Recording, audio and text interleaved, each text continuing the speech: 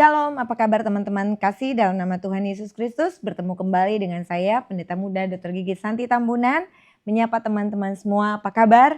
Saya percaya kita semua ada di dalam berkat-berkat Tuhan.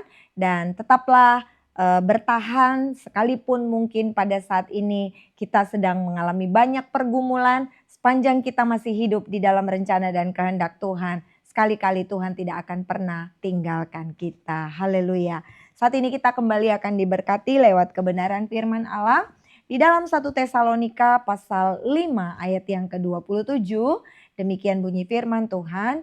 Demi nama Tuhan aku minta dengan sangat kepadamu supaya surat ini dibacakan kepada semua saudara.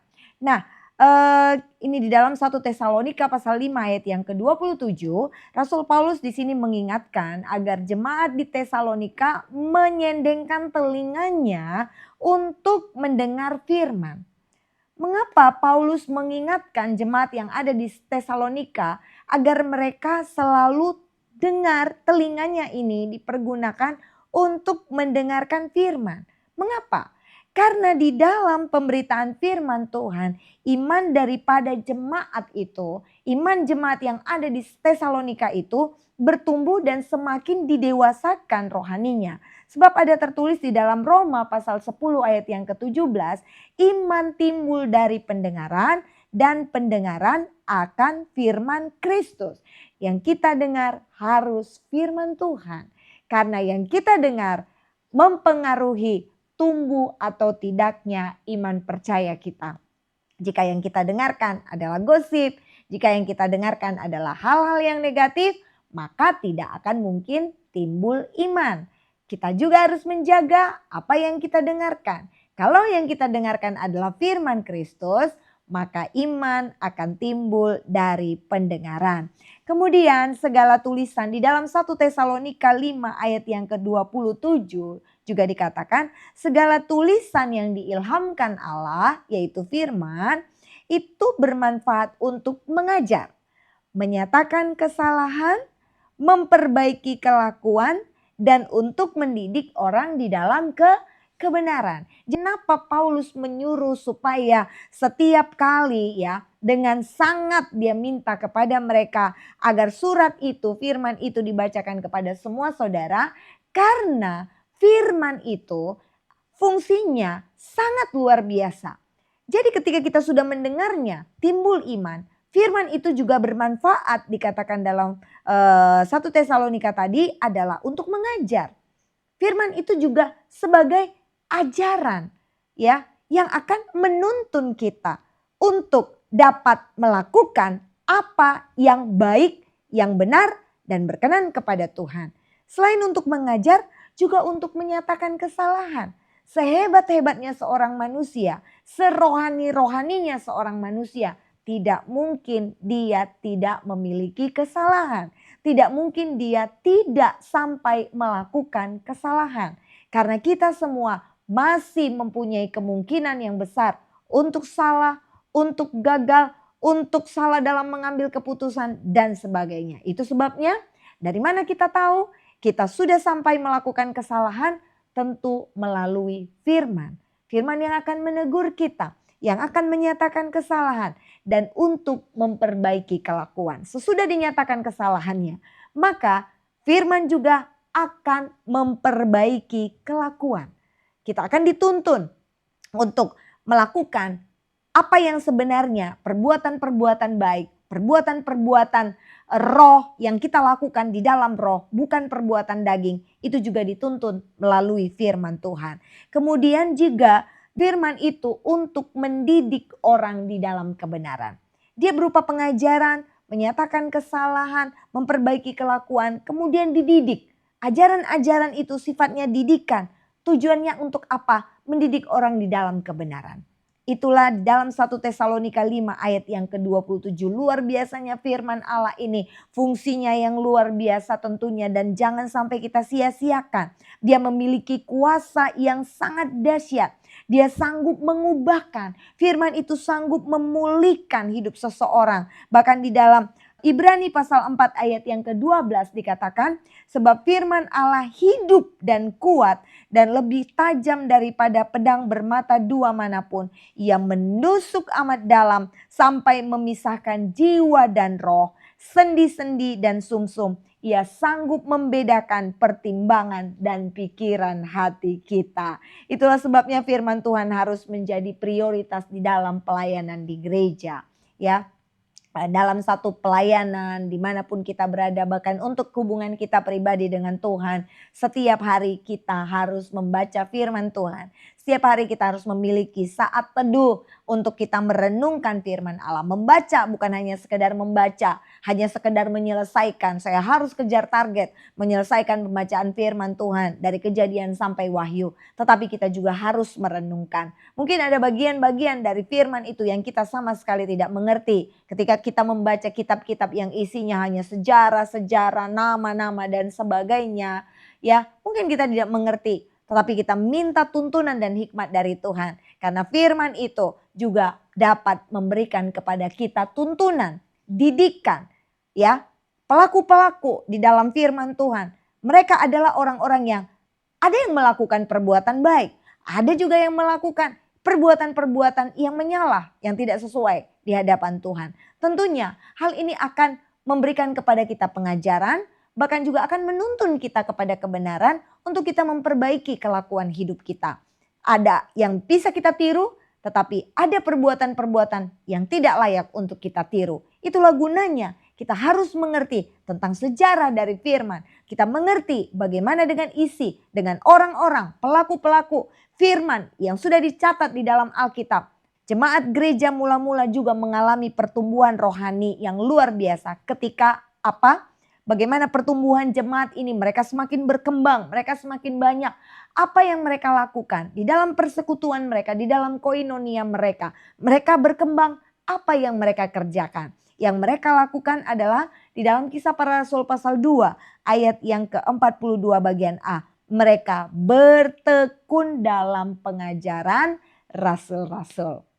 Saya percaya gereja akan bertumbuh, persekutuan-persekutuan akan semakin banyak jiwa-jiwa yang mengenal akan Kristus di dalamnya. Jika persekutuan kita melakukan hal yang benar. Jika ketika kita bersekutu, jika kita berkumpul, yang kita lakukan adalah bertekun di dalam pengajaran firman Tuhan. Bukan berkumpul untuk saling menjelekkan, bukan berkumpul untuk saling menggosip, bukan berkumpul untuk mencari kekurangan hamba-hamba Tuhan, bukan berkumpul untuk mencari di mana kelemahan Alkitab atau di mana kelemahan firman Tuhan ini, tetapi berkumpul untuk bertekun dalam pengajaran firman Tuhan.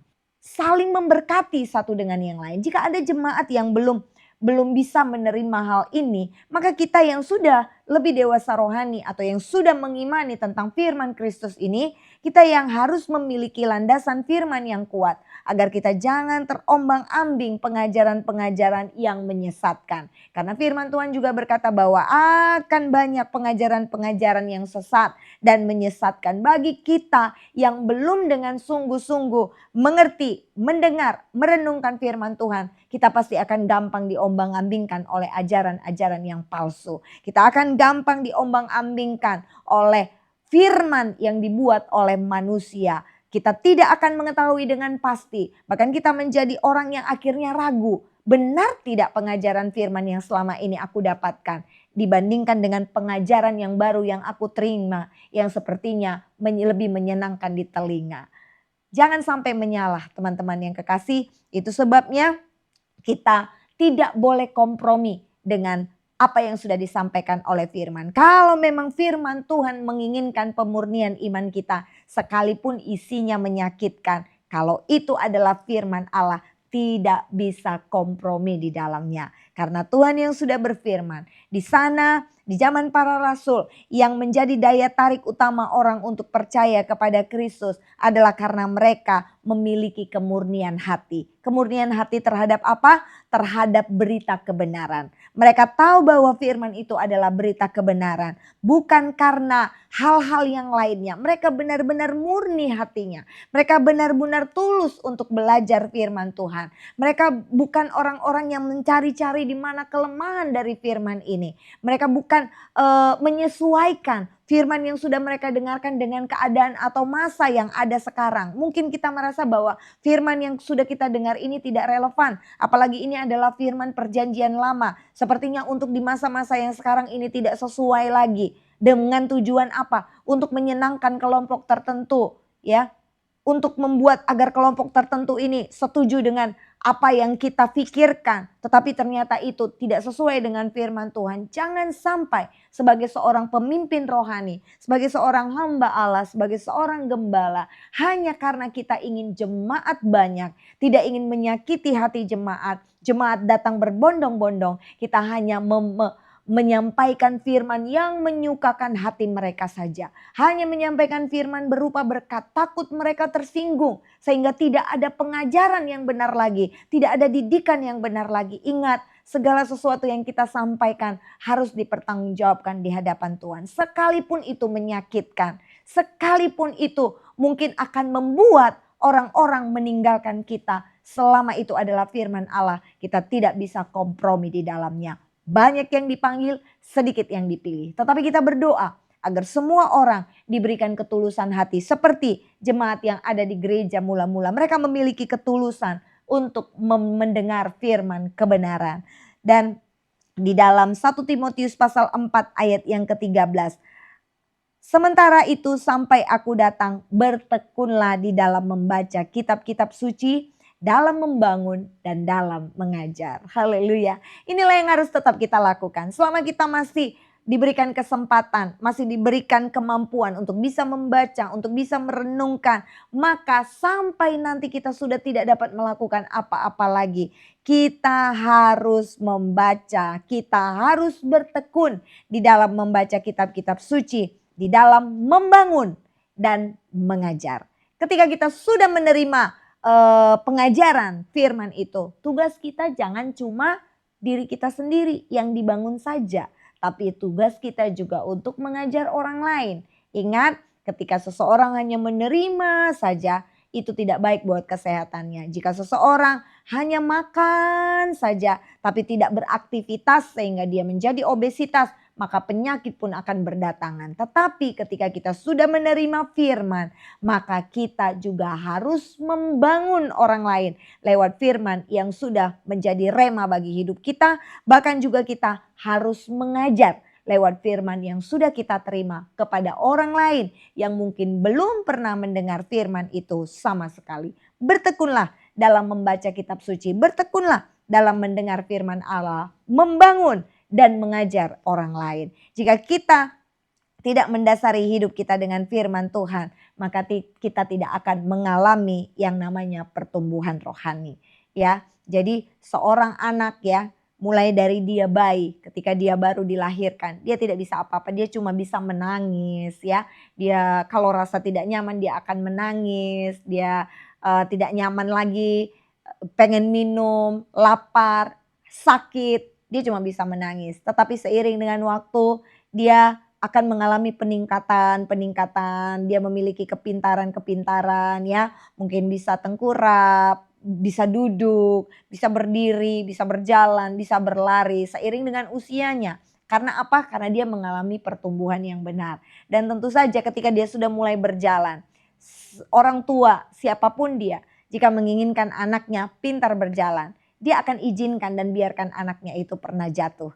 Demikian juga dengan kita. Kalau kita mau bertumbuh secara rohani, jangan takut untuk jatuh. Jangan takut ketika kita jatuh dalam mempelajari firman ini. Mungkin ada bagian-bagian firman yang sulit untuk kita lakukan. Jangan takut, bukan soal mampu atau tidak mampu. Tapi mau atau tidak mau, kita berserah kepada Roh Kudus. Untuk rohlah yang akan memberikan kita kekuatan dan kemampuan untuk kita dapat menjadi pelaku kebenaran firman Tuhan. Tetaplah bertekun di dalam pengajaran, tetap bertekun di dalam membaca kitab-kitab suci, tetap bertekun di dalam mendengarkan kebenaran firman Allah. Karena apa? Demi nama Tuhan, di dalam 1 Tesalonika tadi dikatakan Demi nama Tuhan aku minta dengan sangat kepadamu supaya surat ini dibacakan kepada semua saudara. Saya sudah menyampaikan firman ini kepada teman-teman semua. Teman-teman juga punya tugas untuk memberitakan lagi firman kepada orang lain. Sampai semua saudara dapat menerima firman Kristus ini. Puji Tuhan, jadilah berkat, jadilah garam, jadilah terang dunia. Beritakanlah firman, baik atau tidak baik waktunya. Tuhan Yesus memberkati kita semua. Haleluya.